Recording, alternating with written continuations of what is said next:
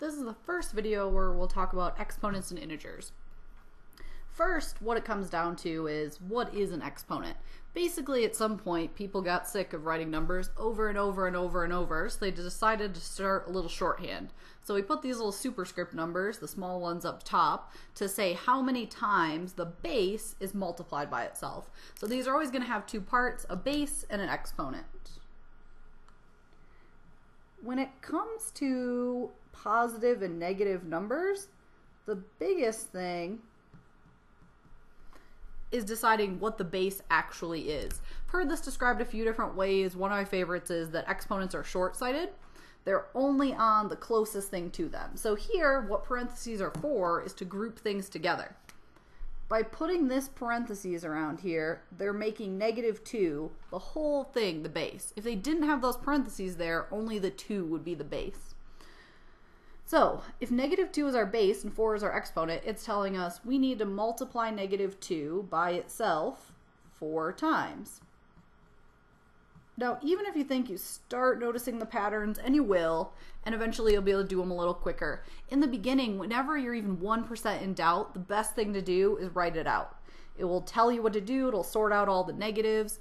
Eventually you'll pick up on the patterns, but don't try to jump to those right away because you might come to some false conclusions about what you think the patterns are. So in this one, if I multiply -2 by itself 4 times, and you can even write out the steps in that if you want to, I can say -2 times -2 is +4. -2 times -2 here is also +4, and +4 times +4 is 16. Now, sometimes grouping things together can make them a little nicer, but you don't have to. You could also say -2 times -2 is +4, times -2 again is -8, times -2 again is +16. You can also see something I like to think about negatives is they're like pairs of socks.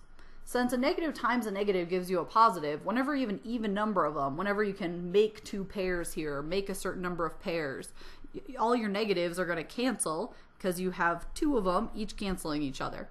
So if you have an odd number of numbers, maybe we'll look at this example next. If you have an odd number of numbers, it's like when you get everything out of the dryer, there's 1 sock left over. All right, so this is -3 is the base and 3 is the exponent. So we need to multiply -3 by itself 3 times. So even before I write my answer, I already know it's going to be negative. How do I know that? Well, I know these 2 negatives, I can make a pair, they'll cancel, and then I'll have that 1 lost sock in the dryer. I'll have this 1 negative left over, so the whole answer will end up being negative. But let's multiply it in order. -3 times -3 is 9, and then 9 times -3 is -27. So it turned out negative, just like we suspected in the beginning. All right, so then for this one, we don't have to worry about the negative because our base isn't negative, but this says 5 squared. So our base is 5, our exponent's 2. It means multiply the number 5 by itself twice. 5 times 5 gives us 25.